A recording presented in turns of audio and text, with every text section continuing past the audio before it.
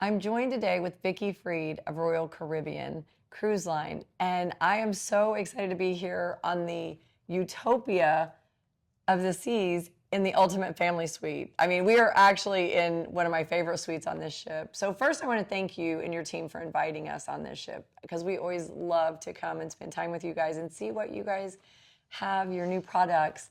So yesterday we met you in the atrium, and you saw baby Jackson, DJ, Adorable. You saw Bert and all of our team, and it just was so nice to see. Like, we have a 6-month-old all the way up to, well, seasoned, we'll call myself. But thank you, Vicki, for having us on here again. What is it that what's your favorite thing on this ship? Or do you have you probably don't even have a favorite, do you? You have probably a list of favorites. I do have a list of favorite things, but I love the accommodations. And so here we are in this beautiful Ultimate Family Suite. Now, if you have kids, this is the dream come true. It is like, when we were growing up, we had the Barbie dream house. This is the Utopia dream house. It is. And you'll never want to leave here. And that's sort of the challenge that we have with a room like this, Right. is that we want the families to go out and enjoy the ship. But once you have a room like this, you never want to leave. No, it's. I was just thinking when you were saying that, this is almost like the kids' play area, but with not a lot of other people fighting for the slide. I mean, this room has a slide in it. Like, I can't even imagine my kids seeing this room. They would not want to leave. They'll want to move in. That's right. And then they would be so sad whenever it's time to leave.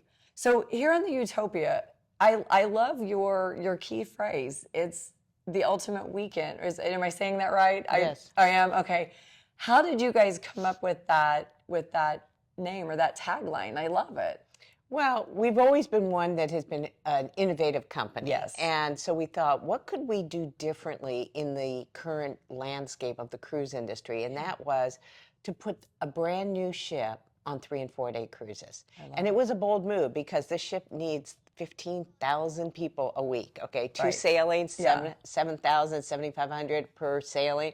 That's almost 1 million people. It's 700,000 if you do the math on a calendar year. It's a lot of people. Right. But we felt that by flipping the industry and putting brand new hardware on a short cruise product, it would introduce people to cruising. It would be the on-ramp for new to cruise. And that's really our goal at Royal Caribbean, is to expand the category. We don't really believe that we compete with other cruise brands. Right. We compete in the vacation industry. Right. So for us, that was a move that we wanted to make. And so it's the biggest weekend. And even if you cruise during the weekdays, it's still your biggest weekend because there's a lot crammed into a few days. And we want people to experience as much as they can. I love that analogy of thinking, because sometimes a 7-day cruise is just too much.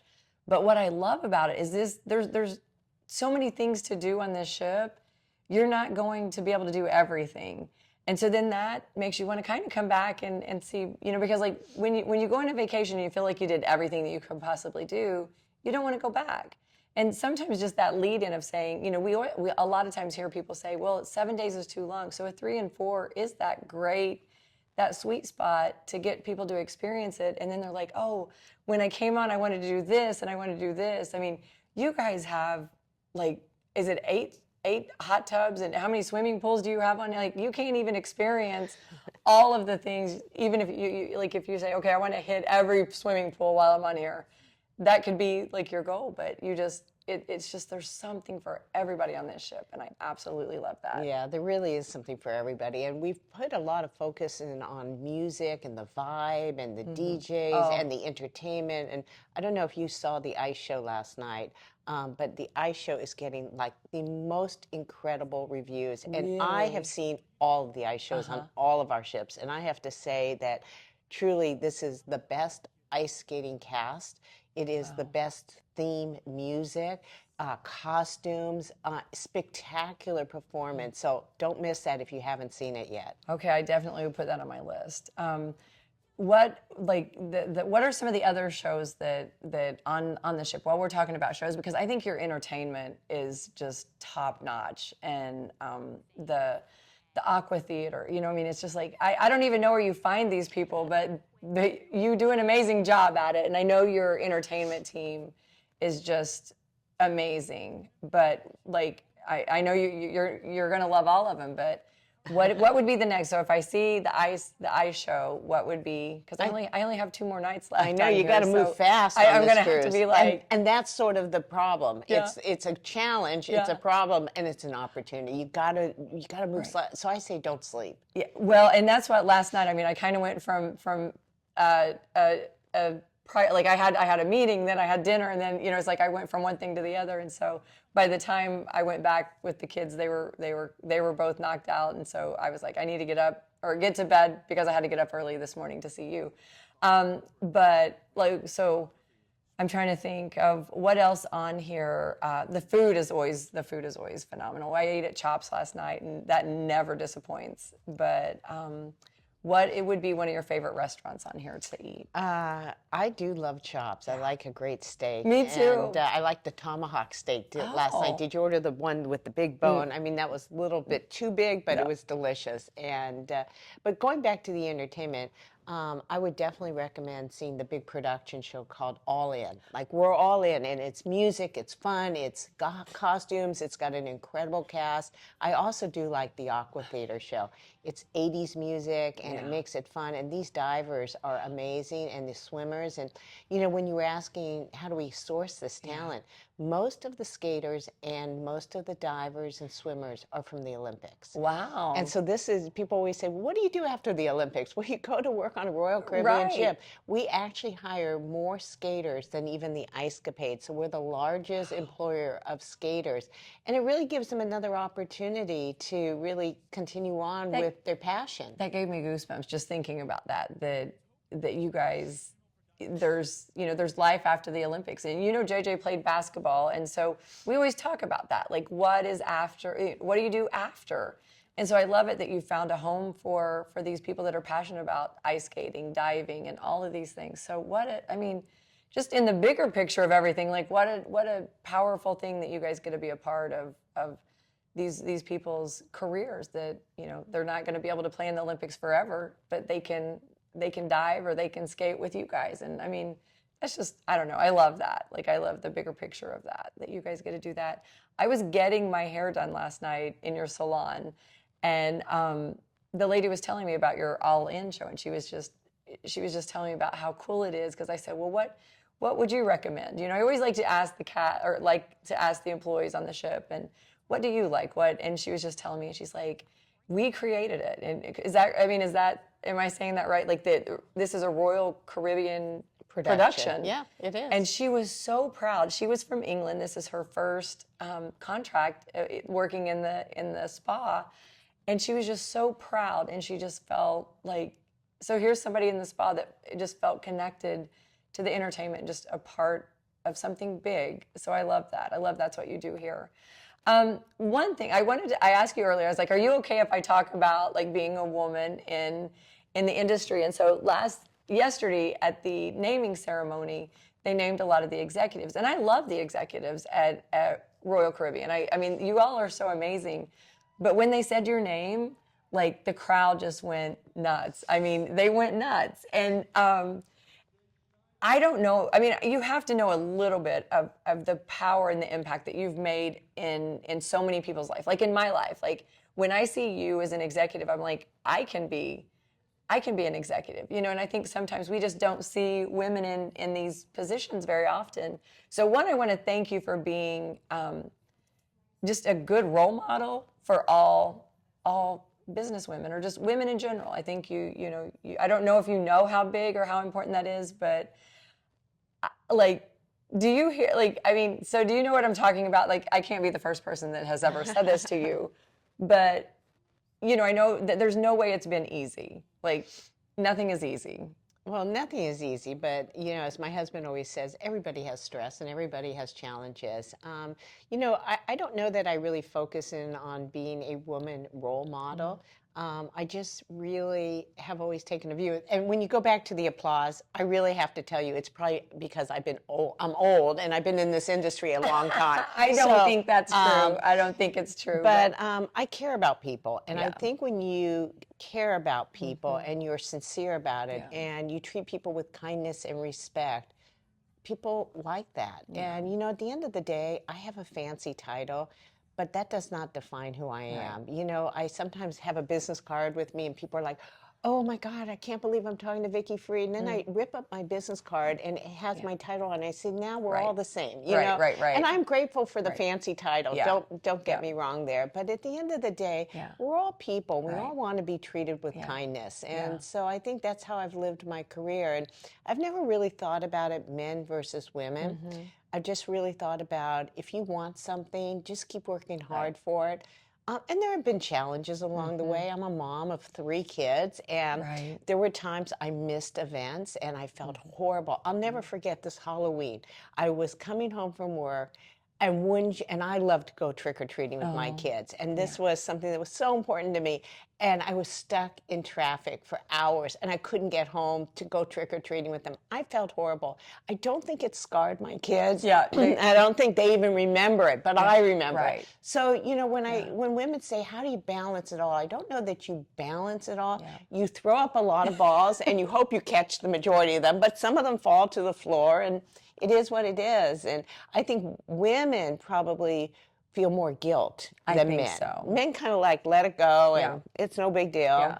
I think you hit the nail on the head, because like I can connect to that, you know, and I can, you know, I remember things that I missed, or, you know, and it is hard. And I love what you said is we just kind of throw the balls up in the air and try to catch, because we are multitaskers, you know, we're trying to balance for us, you know, we hear the saying work-life balance. There's not, I mean, for me, I when I hear that, I think, oh, like not when you're like at that next step or next stage where you have more responsibilities and stuff. You've just got to figure it out. And there's not really, the work-life balance kind of blends.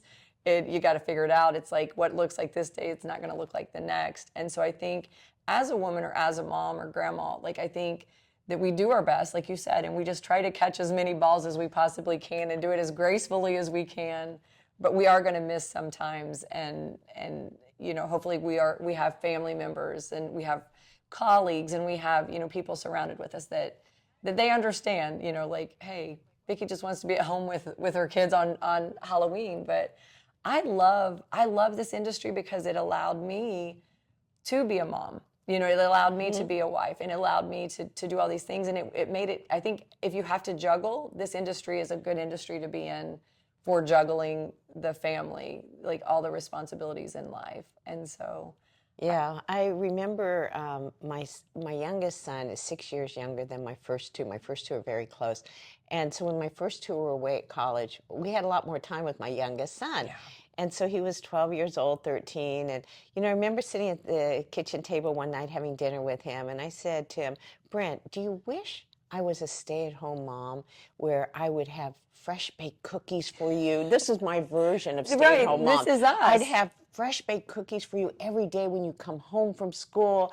And you would, you know, I would be here to help you with your homework. And he said, Mom, because of you and because you work and because of your job, I've had the privilege of tasting cookies from all around the world. Wow. Well, you hear that out of a 12-year-old, you're saying, okay, it's okay that I work. Yeah. And he has tasted cookies from all around the world. Yeah. You know, and so I guess, you know, we have to take credit for the things that we can offer and the examples that we can offer our children. And so they've seen me as a working mom. Yeah. I'm very fortunate. I have a husband that's very supportive, but I don't have extended family. So I always had to rely on hiring people to help me, babysitters, and but it also taught my children independence. Right. So I wasn't there to say, did you do your homework? Did you do your homework? They knew that was their job. Yeah. And so as a result, they grew up much more independent, and they're leading really productive lives with their families now. Wow. I mean, I love it. I love to hear that. And I love to hear the success story, because like so many times as a mom, like when our kids were little, like there was a lot of community guilt. Like there was a lot of, all she cares about is work, and all she cares about is business or money and all these things. And I'm like, well, first, I'm not making any money doing this, you know? And, you know, because in the early stages in any business, like you don't make money as an entrepreneur in the beginning stages.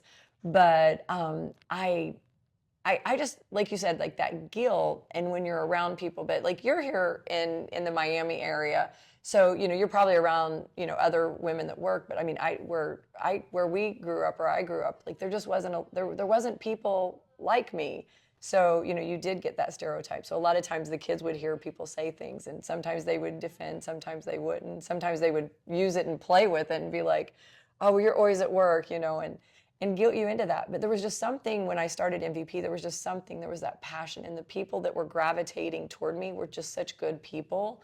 And like you said, I love my people. Like I love our vendors. I love, it's like, and when you can partner with people and align yourself with people that you really do genuinely like, it just doesn't make it seem like a job. So it's like, so when I was getting accused of being a workaholic, I'm like I could do this, or I could just be sitting at home watching soap operas or baking, and there's nothing wrong with that, but like nobody likes my cookies, so it's like nobody wants me to bake anything for them. So but I think like that's the struggle, and I think that we sometimes get in our own heads of like, are we doing enough as a mother? Because I love being a mother, I love being a grandmother, I love being a wife, I love being a friend, I love being a business colleague, and I think just so many times we have all these voices in our heads saying we're not doing it good, or we're not good enough. And so I love talking to you about that, because what you've experienced is just exactly what I would experience, which is just like an advisor or anybody in the workforce. It's like we all have probably the same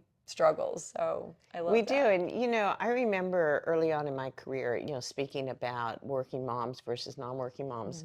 The non-working moms really made the working moms feel really guilty that we worked. And I remember when there would be things at school for my kids, and there would be like a bake sale, and the non-working moms, and nothing wrong with them. Listen, if they have the privilege of not having to work, God bless them.